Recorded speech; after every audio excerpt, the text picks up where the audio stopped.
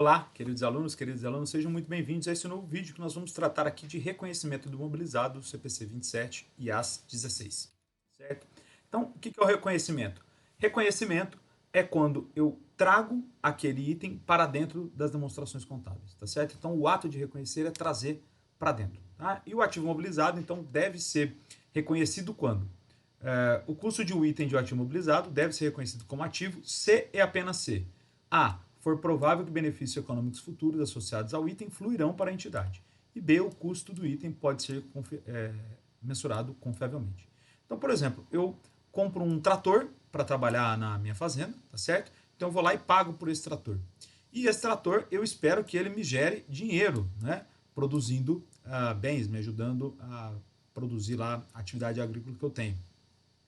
Então, se o AC, né, é provável que benefícios econômicos futuros fluirão para a entidade. Ou seja, se eu percebo que esse ativo ele vai me trazer benefício econômico futuro e o valor que eu paguei aqui, o valor que foi transacionado por ele, eu consigo mensurar confiavelmente, pronto, eu posso trazer para o ativo, para a demonstração contábil. Esse é o ato de reconhecer, tá certo? Lembrando sempre da definição de ativo, né?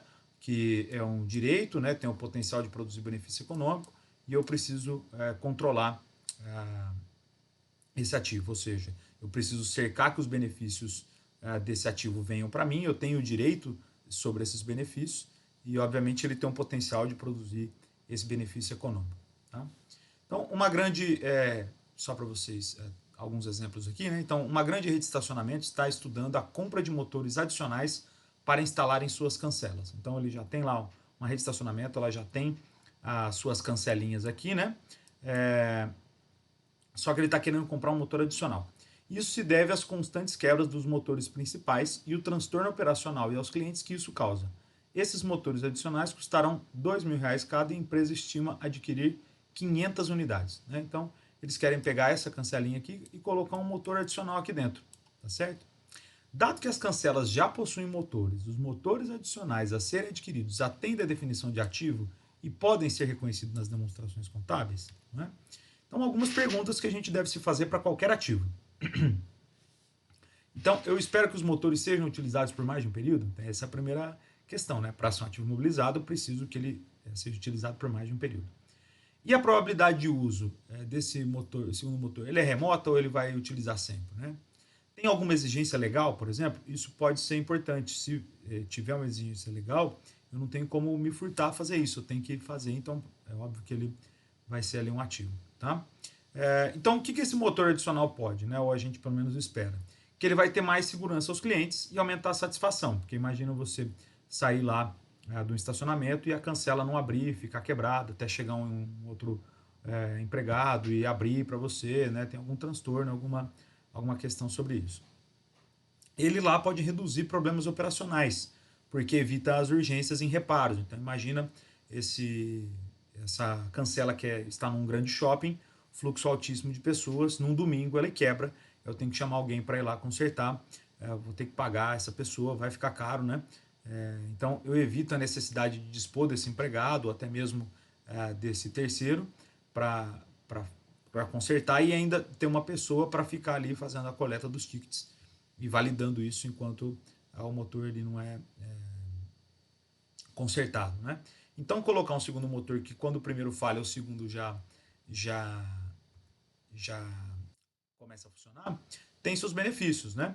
Então que benefício é? Eu posso ter até um aumento de clientes ou aumento nos preços em relação a isso, porque eu estou trazendo mais conforto a eles, né? Por outro lado, se eu não tiver isso, eu ainda posso reduzir custos, né? Ou, por outro lado, eu até mantenho a organização, né? Porque se meu motor quebra muito, as pessoas ficam muito satisfeitas, elas param de usar. Ou eu tenho aquele contrato cancelado com aquele grande shopping, por exemplo, ou com um supermercado, enfim, né? Então, lembrando lá os parágrafos 414 e 415 do CPC 00 R2, né, o potencial de produzir benefícios econômicos precisa apenas existir.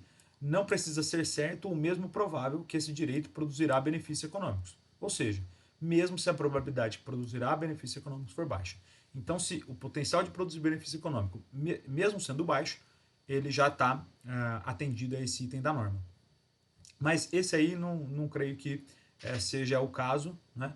Se ele funcionar direitinho, quebrou um, o outro já funciona, emite um alerta lá, a empresa vai consertar o primeiro, eles vão ser usados sempre, né, obviamente, e vai trazer esses benefícios à empresa. Uma outra questão, né, da materialidade. Então, uma grande instituição financeira estabeleceu que gastos de R$ 1.000 ou menos com ativos, mas que atendam os critérios de ativo imobilizado, devem ser lançados em despesa. Né? Então, pensem nos grandes bancos que faturam bilhões. Né? Ativos de R$ 1.000 não fazem qualquer sentido ficar ativados, porque isso dá mais trabalho controlar eles do que vai ser material no resultado. Só que num determinado ano, essa instituição adquiriu 500 máquinas de café ao custo de R$ 999, né, R$ 999, ou quase 1.000 cada, para instalar em suas agências bancárias. Assim, nesse ano, a empresa registrou esse valor em despesa. Há algum problema?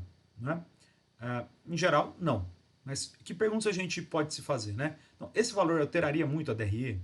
Né? Esse impacto trazido, jogar tudo isso em despesa, poderia alterar, por exemplo, a remuneração dos empregados, se tem uma política de distribuição de dividendos, ou altera significativamente a remuneração dos gestores, ou ainda afeta os passivos financeiros por rompimento de covenants. Né?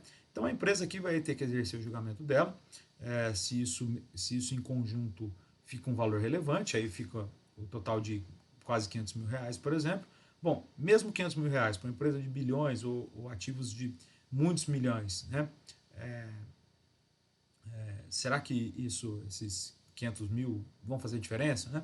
Então, às vezes, por mais que são muitos, deva jogar em despesa. Às vezes, não, isso aqui para essa empresa faz diferença, né, no resultado. Então, eu vou colocar ali. Obviamente, a materialidade vai entrar em jogo, pode dar alguma margem para gerenciamento de resultados, mas a norma preferiu deixar isso em aberto e que as empresas tenham oportunidade de colocar e esclarecer como elas preferem. Tá? Já que nós falamos em materialidade, o que é materialidade? Né? Então, voltamos também mais uma vez ao CPC 00, parágrafo 2.1, fala lá, a informação é material se a sua omissão, distorção ou obscuridade puder influenciar razoavelmente as decisões que os principais usuários de relatórios financeiros para fins gerais tomam com base nesses relatórios. Né?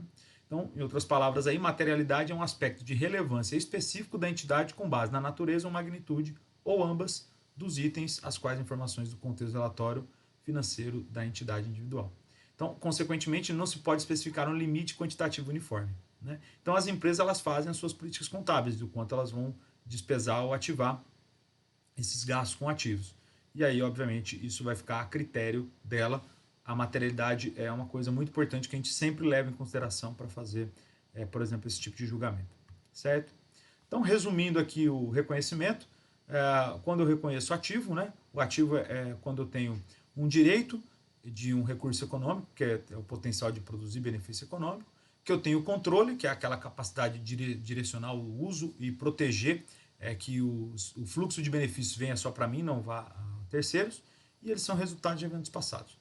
Além disso, o ativo mobilizado, eu preciso verificar se os benefícios econômicos vão fluir para a entidade e o custo pode ser mensurado confiavelmente, além, obviamente, atender a definição de ativo imobilizado. E por fim aí uma estrelinha importante que é verificar a materialidade, tá certo? Espero que tenham gostado de mais esse vídeo aqui que tratamos de aspectos de reconhecimento do ativo imobilizado. Até uma próxima. Tchau, tchau.